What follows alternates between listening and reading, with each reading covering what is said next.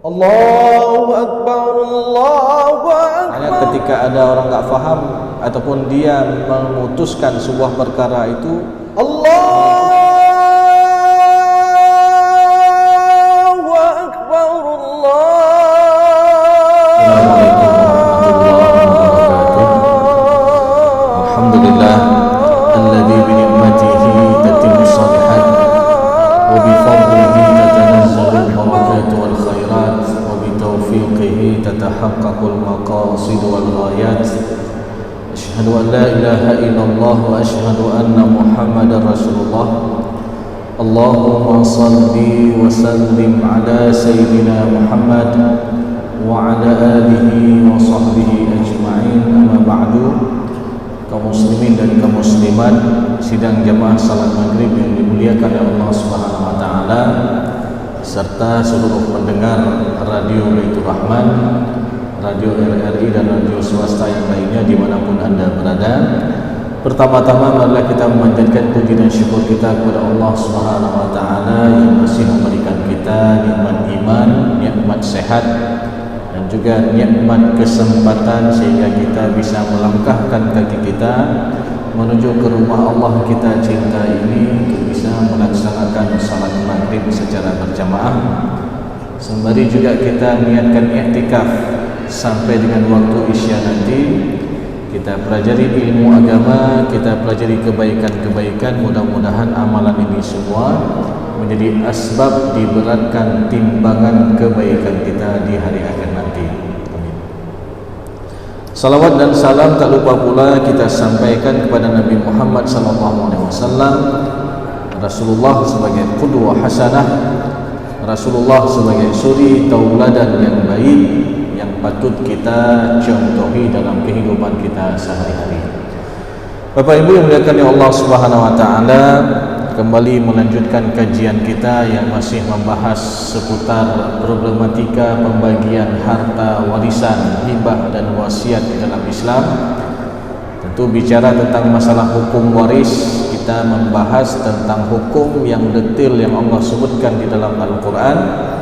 Tepatnya di dalam surat An-Nisa ayat ke-7, Allah Subhanahu wa taala menjelaskan secara global, laki-laki ada bagian, perempuan juga ada bagian sepeninggal orang tua ataupun kerabatnya, mimma qalla minhu aw kathur nasiban mafruḍa, sedikit atau banyak, dan itu adalah ketentuan dan ketetapan daripada Allah Subhanahu wa taala.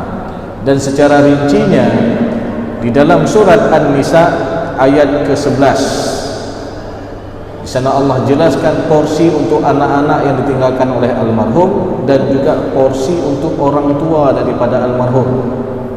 Kemudian An-Nisa ayat ke-12, di sana Allah Subhanahu wa taala menjelaskan porsi untuk suami jikalau istrinya meninggal dunia, ataupun sebaliknya ketika seorang suami meninggal dunia, maka di sana ada hak istri.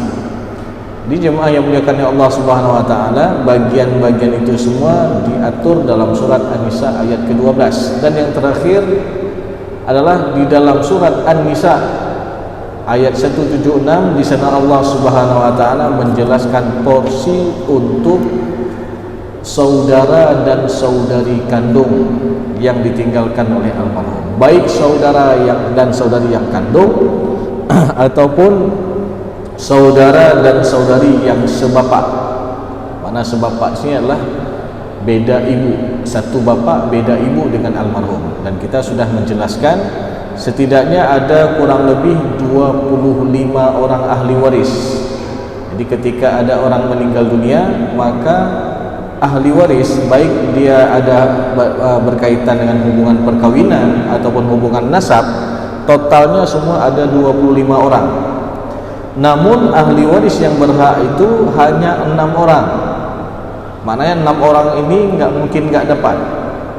Siapa mereka? Suami atau istri, anak laki-laki dan anak perempuan daripada almarhum, dan ayah serta ibu daripada almarhum, ayah kandung serta ibu kandung.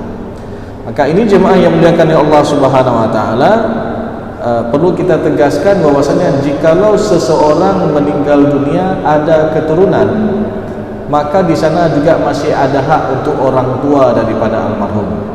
Jadi anak ataupun keturunan laki-laki tidak bisa menghalangi daripada ayah daripada ataupun kakeknya. Jadi anak laki-laki daripada almarhum tidak bisa menghalangi kakeknya. Ini maknanya apa? Kakek daripada si anak ini itu tetap ada hak.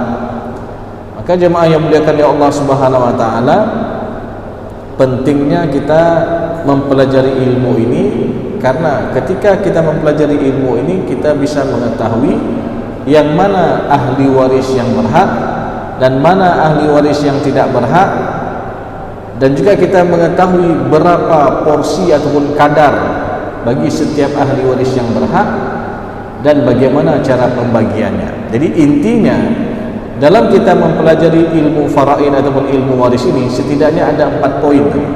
Siapa ahli waris, siapa bukan ahli waris, berapa kadar bagiannya, dan bagaimana cara pembagiannya. Jadi itu semua jemaah yang muliakan Allah Subhanahu wa taala. Kemudian juga berdasarkan hadis Rasulullah SAW yang sering kita sampaikan, Rasulullah SAW menyuruh kita untuk mempelajari ilmu ini. Ta'allamul fara'id wa 'allimuhun nas. Pelajarilah ilmu faraid dan ajarkanlah kepada yang lainnya. Fa innaha nisful 'ilm. Sesungguhnya dia adalah setengah daripada ilmu. Wa huwa yunsa. Dan ilmu ini termasuk ilmu yang dilupakan. Wa huwa awwalu syai'in yunzamu min ummati. Bahkan ilmu tersebut termasuk ilmu yang paling awal dicabut dari umatku. Maka ini kita penting mempelajari ilmu ini, karena juga perintah daripada Rasulullah SAW menyuruh kita untuk menghidupkan ilmu, mempelajari ilmu ini. Karena ketika kita abai terhadap ilmu tersebut, ketika kita acuh tak acuh terhadap ilmu faraid tersebut, maka boleh jadi ini menjadi sebuah ilmu yang dilupakan. Jadi orang kadang-kadang enggak mau belajar karena di dalam kepalanya itu selalu dikatakan ini ilmu yang susah, ya. Padahal jikalau kita mempelajari dengan seksama, kita pelajari ayat-ayatnya, kita pelajari hadis-hadisnya, sehingga kita bisa mengetahui dengan mudah berapa bagian masing-masing ahli waris, ya.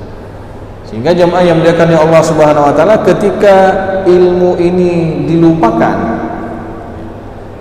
maka ilmu ini sedikit demi sedikit akan dicabut, akan ditarik oleh Allah Subhanahu wa taala. Karena dicabutnya sebuah ilmu itu, yang pertama orang enggak mau belajar, yang kedua ketika Allah Subhanahu wa taala wafatkan orang yang faham. Jadi kalau dua-duanya ini terjadi, seakan-akan ilmu itu sudah dicabut. Dan pada akhirnya ketika sebuah ilmu itu ditarik oleh Allah Subhanahu wa taala, apa yang terjadi? Wa tadhharul fitan, akan banyak timbul fitnah-fitnah. Akan banyak terjadi perselisihan-perselisihan di antara keluarga tentang pembagian harta warisan. Nanti yang satu mengatakan seperti ini, yang satu lagi dia mengatakan seperti ini, sehingga sudah ribut. Karena ilmu ini sedikit-sedikit sudah dilupakan dan bahkan ditarik oleh Allah Subhanahu wa taala. Maka jemaah yang dimuliakan oleh Allah Subhanahu wa taala, sebagaimana kasus yang sering juga terjadi dan permasalahan ini juga diperselisihkan. Maknanya ketika ada orang enggak faham ataupun dia memutuskan sebuah perkara itu mengikuti hawa nafsunya, maka ini akan terjadi kezaliman-kezaliman. Contoh misalnya, seorang meninggal dunia, meninggalkan anak laki-laki dan anak perempuan, dan almarhum yang meninggal dunia ini masih hidup ayah kandungnya. Jadi kalau kita perhatikan, ada seorang meninggal dunia, masih hidup kedua anaknya, anak laki-laki dan anak perempuan. Kemudian almarhum ini masih hidup ayah kandungnya, sedangkan ibu kandungnya sudah meninggal dunia. Tetapi nenek dari sebelah ibu masih hidup. Nah, jadi nek sebelah mak pada urip, ya. ayah masih hidup tapi mama sudah duluan meninggal dunia. Jadi ahli warisnya tadi ketika seorang meninggal dunia, ada anak laki-laki, anak perempuan, kemudian masih hidup ayah kandung, ibu kandung sudah meninggal dunia tapi masih hidup nenek, ya, mama sebelah mamanya mama daripada almarhum itu masih hidup. Maka pertanyaannya, siapa ahli waris yang berhak? Siapa ahli waris yang tidak berhak? Berapa porsinya dan bagaimana cara pembagiannya?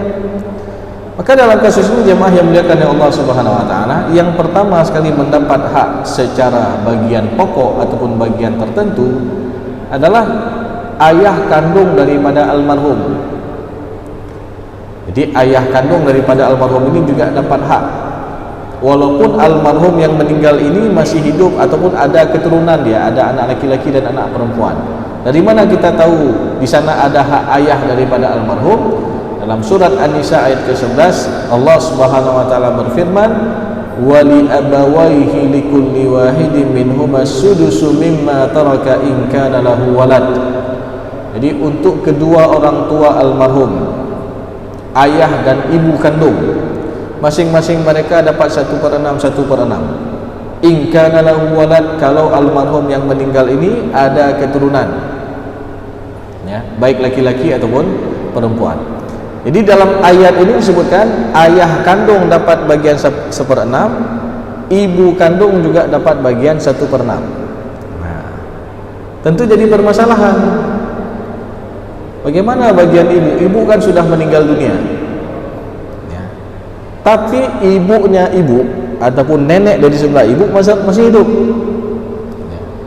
Apakah si ayah ini bisa menghalangi nenek dari sebelah ibu daripada almarhum?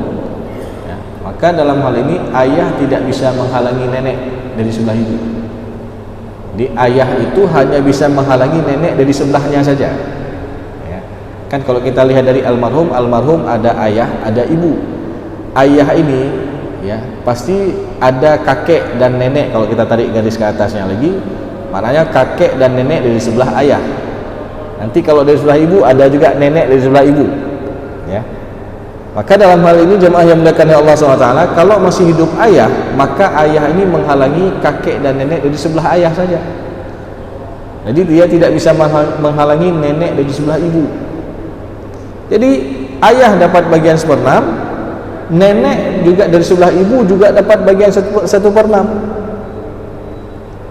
Dan sisanya baru hartanya ini diberikan kepada kedua anaknya, satu laki-laki satu perempuan, secara asabah bil ghairi, dengan kaedah pembagian 2/1. Jadi jemaah yang dimuliakan oleh Allah Subhanahu wa taala, jangan kita anggap nenek kan sudah tua, ngapain kita kasih harta lagi. Ya. Jadi ketika kita bicara tentang masalah hukum faraid, hukum waris, berarti kita bicara tentang masalah hak. Nggak boleh kita mengikuti perasaan tadi, untuk apa kita kasih nenek sudah tua, nanti hartanya untuk apa dia gunakan, ya. Kita kasih dulu bagian untuk nenek. Ya. Secara hak kita kasih haknya, ya. Jangan sampai kita nggak kasih, karena kalau kita nggak kasih ini zalim namanya. Walaupun nanti ketika kita sudah kasih hak untuk nenek menggugurkan haknya, nggak apa-apa, hak nenek kasih aja buat si cucu nih, ya, itu lain lagi. Jadi paling tidak kita sudah menentukan hak dan memberikan hak kepada yang berhak. Jadi nggak boleh kita ikut perasaan tadi, nggak dapat karena masih hidup ayah, sehingga harta diambil oleh ayah 1/6, sisanya semua buat anak-anak. Nenek terhalang dengan ayah, maka ini adalah pernyataan yang salah. Sehingga jemaah yang dimuliakan Allah Subhanahu wa taala, maka penting sekali kita juga mempelajari tentang bab hijab. Siapa yang menghalang, siapa yang dihalang dalam permasalahan kewarisan. Ya. Karena kata para ulama fiqh mawaris bahwasanya tidak halal ataupun haram bagi seseorang yang tidak faham tentang permasalahan bab hijab, siapa yang menghalang, siapa yang dihalang dalam kewarisan, untuk memberikan fatwa tentang permasalahan warisan. Karena dikhawatirkan dia akan memberikan hak kepada orang yang tidak berhak, ataupun dia mengharamkan hak kepada orang yang seharusnya berhak. Seperti contoh tadi, ya. Harusnya nenek dari sebelah ibu dapat hak, tapi karena ada yang mengatakan itu enggak dapat. Kenapa? Almarhum masih hidup ayah. Maka dalam hal ini sekali lagi, ayah enggak bisa menghalangi nenek dari sebelah ibu. Ayah hanya bisa menghalangi nenek dan kakek dari sebelahnya saja. Jadi ini jemaah yang muliakan ya Allah Subhanahu wa taala, pentingnya kita mengetahui ilmu.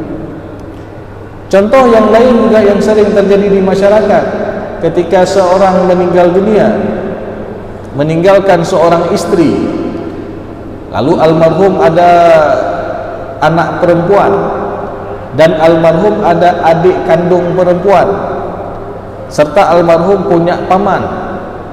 Jadi kalau kita lihat ahli warisnya ada beberapa orang. Yang pertama, almarhum meninggalkan seorang istri, kemudian ada anak perempuan, tidak ada anak laki-laki, kemudian ada saudari perempuan kandung, ya, ada kakak ataupun adik perempuan, dan kemudian yang terakhir ada paman. Maka dalam hal ini bagaimana? Siapa ahli waris yang berhak?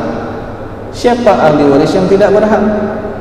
Yang pertama, jemaah yang muliakan Allah Subhanahu wa taala, secara hak istri mendapatkan porsi faraid sebesar 1/8. Dari mana kita tahu istri dapat bagian 1/8? Dalam surat An-Nisa ayat ke-12. Jadi ketika seorang suami meninggal dunia, meninggalkan seorang istri dan dia ada keturunan, maka untuk istrinya dapat porsi as-sumun 1/8.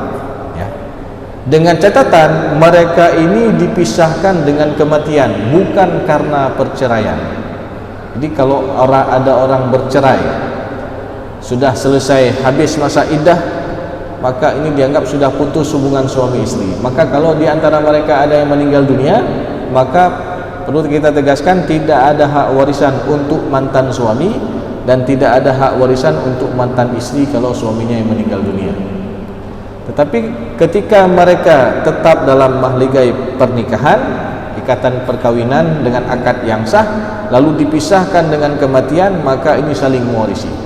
Jadi dalam kasus tadi, istri dapat bagian 1/8. Kemudian siapa lagi ahli waris yang berhak? Anak perempuan. Berapa porsi anak perempuan? Dia dapat bagian 1/2 ataupun 50%.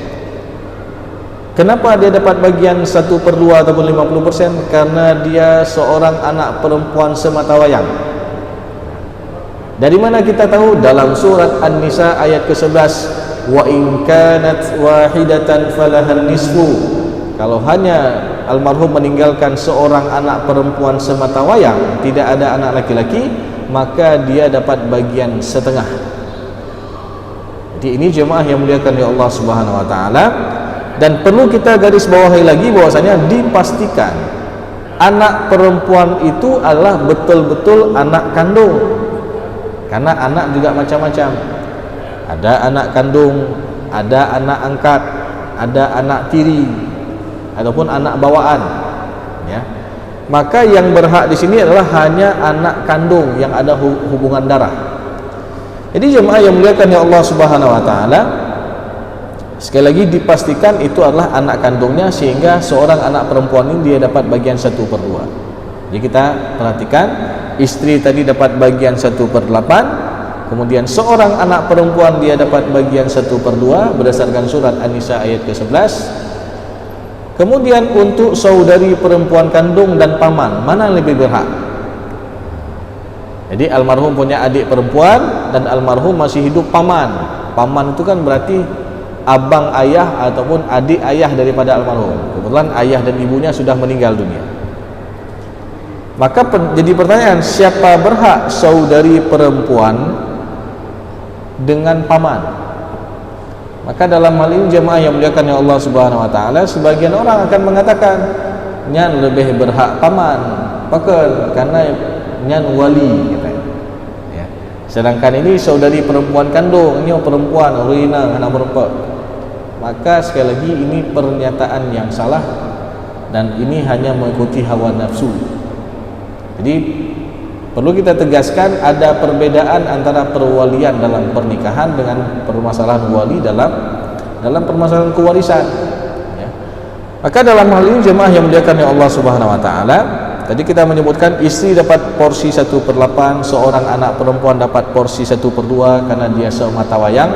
Kemudian adik perempuan daripada almarhum dia dapat asabah ma'al ghairi. Jadi dia mengambil sisa. Oh Ustaz, pakan yang orang yang merempat asabah. Kan yang namanya asabah itu kan hanya laki-laki saja. Maka perlu kita perhatikan asabah itu ada 3 macam.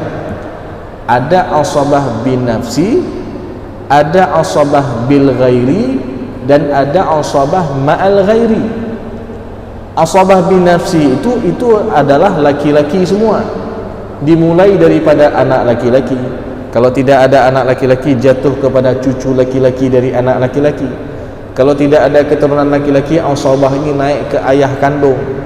Kalau enggak ada keturunan laki-laki dan enggak ada ayah, naik ke kakek kalau masih hidup.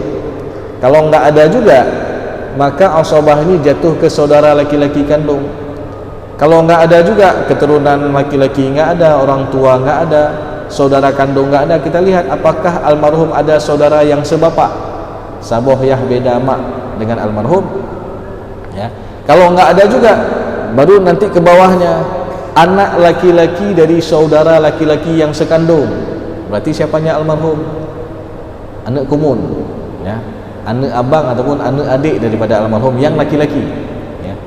Kalau enggak ada juga, jatuh kepada anak laki-laki dari saudara laki-laki yang sebapak kalau ada. Nah, kalau enggak ada juga, baru nanti paman, adik ayah daripada almarhum ataupun abang ayah daripada almarhum itu dapat asabah. Kalau enggak ada juga, jatuh ke anak laki-laki dari paman. Berarti anak adik ayah ataupun anak abang daripada ayah daripada almarhum. Berarti siapanya almarhum? Sepupu. Ya, jadi sepupu dengan almarhum. Maka jemaah yang dimuliakan oleh Allah SWT, perlu juga kita ketahui secara silsilah, ya, istilah daripada silsilah kekerabatan, mana yang disebut dengan ponaan, mana yang disebut dengan sepupu, ya, dan lain sebagainya. Jadi kita harus tahu ini. Maka itu semua adalah urutan asabah bin nafsi. Nanti ada yang kedua, ada asabah bil ghairi. Asabah bil ghairi ini adalah yang berpasang-pasangan. Ada anak laki-laki dan anak perempuan, baru mereka dapat asabah bil ghairi. Ataupun kalau enggak ada keturunan almarhum, enggak ada keturunan, enggak ada lagi orang tua, tapi dia punya saudara kandung dan saudari kandung, itu dua-dua juga asabah bil ghairi dengan pembagian 2:1 nanti, ya, antara ambil 2 porsi untuk saudara laki-laki, 1 porsi untuk saudari perempuan. Nah, ini juga sering terjadi di masyarakat. Kadang-kadang ada yang mengatakan, Ustaz, yang merempak, yang syiara agama yang ini hana merempak. Nah, ini salah, ya. Padahal jelas-jelas dalam surat An-Nisa 176, akhir daripada surat An-Nisa, Allah Subhanahu wa taala berfirman, fa in kanu ikhwatar rijala wa nisaa falidzakari mislu hadzal unthayain. Jadi ketika almarhum yang meninggal dunia ini punya saudara laki-laki dan saudari perempuan. Jadi ayat ini menjelaskan tentang permasalahan kalalah. Kalalah itu apa? Ketika seorang meninggal dunia enggak ada keturunan dan enggak ada orang tua, ya, mananya sudah duluan meninggal orang tuanya, tapi dia punya abang dan adik perempuan, abang laki ataupun saudara laki-laki dan saudari perempuan, maka mereka berdua ini sama-sama dapat harta warisan, ya. Dengan pembagian asabah mereka mengambil sisa, lalu dari sisanya tersebut berlaku kaedah 2:1, ambil 2 porsi untuk saudara laki-laki, 1 porsi untuk saudari perempuan. Nah, ini baru dikatakan dengan asabah bil ghairi. Nah, nanti yang ketiga ada asabah ma'al ghairi. Siapa itu asabah ma'al ghairi? Ketika yang dapat ini adalah asabah bil ghairi, ma'al ghairi ini adalah perempuan, yaitu saudari perempuan kandung ataupun saudari perempuan yang sebapak, sabohyah beda mak dengan almarhum. Kapan mereka dapat? Ketika mereka ini bersama dengan keturunan perempuan saja, tidak ada keturunan laki-laki. Maka contoh tadi kita sebutkan, almarhum meninggal dunia, ada istri, ada anak perempuan, ada saudari perempuan. Berarti saudari perempuan ini bersama dengan keturunan perempuan. Maka kasih untuk saudari perempuan kandung sebagai asabah ma'al ghairi. Berdasarkan juga dalam sebuah hadis Rasulullah SAW disebutkan, ij'alu al-akhawat ma'al banat asabatan. Jadikanlah saudari perempuan kandung apabila berjumpa dengan keturunan perempuan daripada almarhum sebagai asabah. Jadi yang berhak dapat asabah ini adalah saudari perempuan kandung, bukan paman. Karena perlu kita garis bawahi, tidak ada dua asabah dalam satu masalah. Jadi dalam hal ini lebih didahulukan kepada saudari perempuan kandung. Nah, ketika kita mempelajari bab hijab, siapa yang menghalang, siapa yang dihalang dalam permasalahan kewarisan, ketika posisi saudari perempuan kandung ini adalah asabah ma'al ghairi, maka kekuatan menghalangnya sama seperti saudara laki-laki kandung. Jadi dia menghalang apa-apa saja yang dihalang oleh saudara laki-laki kandung, termasuk dalam kasus yang kita sebutkan tadi, paman terhalang dengan saudari perempuan kandung yang posisinya dia adalah asabah ma'al ghairi. Ini jemaah yang dimuliakan oleh Allah Subhanahu wa taala. Karena sekali lagi banyak kasus-kasus yang terjadi di masyarakat, sebagaimana kasus yang kita sebutkan tadi, itu tidak diberikan hak untuk saudari perempuan kandung. Mereka mengatakan yang berhak itu adalah paman. Maka ini hati-hati dalam memberikan fatwa tentang permasalahan faraid. Karena sekali lagi, ketika kita tidak faham tentang bab hijab, siapa yang menghalang, siapa yang dihalang, dikhawatirkan kita akan memberikan hak kepada orang yang tidak berhak, seperti tadi kagejuk ke paman, ya, sebagai asabah, padahal dia tidak ada hak. Dan kita, ketika kita tidak mengetahui bab hijab tersebut, boleh jadi kita mengharamkan hak kepada orang yang seharusnya berhak. Seperti kasus tadi juga, dia tidak berikan hak kepada saudari perempuan kandung yang nyata-nyatanya dia adalah asabah ma'al ghairi. Jadi ini adalah salah satu bentuk kezaliman. Makanya butuh kepada ilmu juga. Jangan kita memutuskan sebuah perkara mengikuti hawa nafsu. Maka penting ilmu ini jemaah yang muliakan ya Allah Subhanahu wa taala. Dan sebenarnya yang paling penting juga sebagaimana kita minta seperti yang diminta oleh Rasulullah SAW. Jadi Rasulullah SAW itu setiap pagi selalu minta 3 hal. Apa yang Rasulullah minta? Yang pertama, Allahumma inni as'aluka ilman nafi'an. Ya Allah, aku minta kepadamu ya Allah ilmu yang bermanfaat. Karena dengan ilmu itu kita bisa mengetahui yang mana yang hak, yang mana yang batil. Dengan ilmu kita bisa mengetahui yang mana yang menjadi hak kita, yang mana yang bukan hak kita. Dengan ilmu juga kita bisa membedakan yang mana madu dan yang mana racun. Dengan ilmu juga kita bisa mengetahui yang mana amalannya satu, yang mana amalannya ini dilipat gandakan oleh Allah Subhanahu wa taala. Maka sejatinya semua ilmu itu adalah bermanfaat. Walaupun ada yang mengatakan, Ustaz, apa ilmu fisika itu bermanfaat? Ilmu biologi itu manfaat? Ilmu matematika itu manfaat? Maka semua ilmu ini adalah ilmu yang bermanfaat selama digunakan untuk kemaslahatan umat. Jadi kalau ilmu fisika nggak ada manfaat, berarti ini udah bahaya orang mengatakan seperti itu. Karena kalau ilmu fisika ini termasuk ilmu yang manfaat. Kalau enggak jadi pesawat ya sebagaimana yang dibuat oleh B.J. Habibie dengan rumus fisika. Ya. Begitu juga biologi termasuk ilmu yang bermanfaat. Matematika apalagi ini juga ilmu yang manfaat. Bahkan sumber matematika itu ada dalam Al-Quran. Kita pernah menyampaikan. Tambah-tambah ada dalam Al-Quran. Surat Al-Kahfi ayat ke-25. Kurang-kurang ada juga dalam Al-Quran. Surat Al-Ankabut ayat ke-14. Soal cerita matematika ada juga dalam surat Luqman ayat ke-14 dan surat Al-Ahqaf ayat ke-15. Jadi jemaah yang muliakan ya Allah SWT, apalagi bagian seper-seper ini pecahan, ada 1/2, 1/3 dalam ayat tentang masalah kewarisan. Jadi semua itu adalah ilmu yang bermanfaat. Maka jangan bosan-bosannya kita terus minta sama Allah, Allahumma inni as'aluka ilman nafi'an. Bahkan jemaah yang muliakan ya Allah Subhanahu wa taala, yang namanya ilmu ini juga adalah warisan daripada Rasulullah SAW, dari para nabi. Karena para anbiya, para nabi-nabi itu tidak mewariskan dinar dan dirham, tidak mewariskan harta benda, akan tapi mereka mewariskan ilmu. Maka barang siapa yang mengambil ilmu, ambil sebanyak-banyaknya ilmu tersebut, tapi jangan lupa kita amalkan. Karena ada juga ilmu yang tidak manfaat. Apa itu? Ilmu yang tidak diamalkan, ilmu yang membuat seseorang sombong di hadapan orang lain.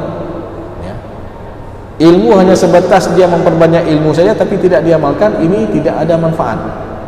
Maka jamaah yang dimuliakan oleh Allah SWT, dalam beberapa kasus, contoh dalam kasus kewarisan yang kita sebutkan tadi, ini juga butuh kepada ilmu kita. Enggak boleh kita memutuskannya secara hawa nafsu, ya. Lalu kalau ada yang tanya, Ustaz, bagaimana kalau kami mau bagi secara kekeluargaan, apakah ini boleh? Boleh, dengan catatan setelah semua ahli waris menyadari bagian mereka secara syariat. Laki-laki sudah tahu kan bagian dia 2:1 dengan adiknya, lalu dia mengatakan, "Dik, abang sudah tahu bagian abang ini 2:1 dengan adik, tapi kita nggak usah ribut-ribut, dan kita ini adalah kita bagi rata saja, karena ini adalah nikmat harta pemberian orang tua kita. Bahkan kita harus banyak-banyak mendoakan untuk kedua orang tua kita." Jadi ini diperbolehkan dengan catatan harus mereka menyadari bagian mereka secara syariat sebelumnya. Maka oleh karena itu jemaah yang dimuliakan oleh Allah SWT, mudah-mudahan apa yang telah kita sampaikan ini tentu bisa menjadi ilmu yang bermanfaat berkaitan dengan tata cara pembagian harta warisan, siapa yang berhak, siapa yang tidak berhak, dan lain sebagainya. Dan mudah-mudahan dari harta yang kita dapatkan ini, insya Allah bisa menjadi harta yang bisa kita pertanggungjawabkan di hari akhir nanti. Karena semua kita akan diminta pertanggungjawaban oleh Allah Subhanahu wa taala, min aina iktasabahu, dari mana kita peroleh harta itu, wa fima anfaqahu, dan kemana kita habiskan harta itu. Mudah-mudahan jemaah yang dimuliakan oleh Allah Subhanahu wa taala, kita semua bisa mempertanggungjawabkan terhadap amanah harta yang telah Allah berikan kepada kita. Lebih dan kurang saya mohon maaf. Aqulu qawli hadza wa astaghfirullah li wa lakum wa lisal mu'minin. Wassalamualaikum warahmatullahi wabarakatuh. Alhamdulillahi rabbil alamin hamdan yuwafi ni'amahu wa yukafi'u mazidah. Ya Rabbana lakal hamdu kama yanbaghi li jalali wajhikal karim.